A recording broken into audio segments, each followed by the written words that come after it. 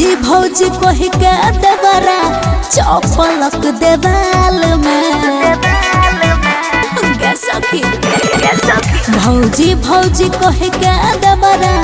चपलक देवाल में सोया दे खोलल कोई सखी चुम्मा लेते के गाल में हसैया दे खोलल कोई सखी चुम्मा लेते के गाल में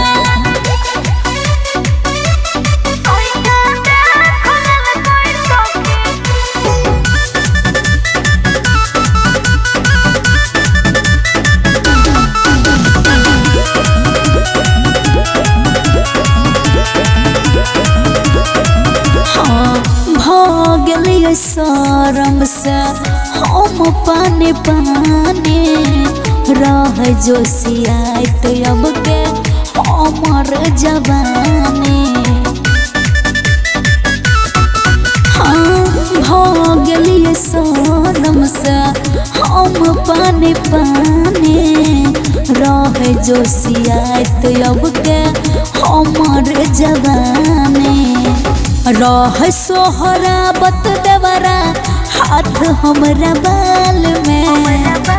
सोया दे खोलल कोई सखी चुम्मा लेते के गाल में हसैया दे खोलल कोई सखी चुम्मा लेते के गाल में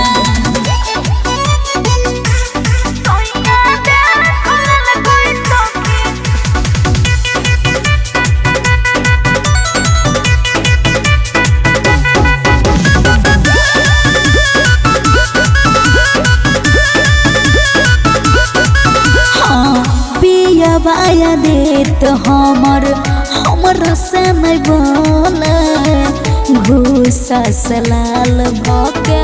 जहर अलगे घोले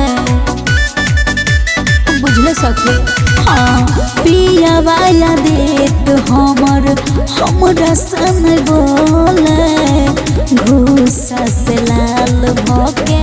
जहर अलगे घोले सुतल अकेले जाके दूरा पपुआल में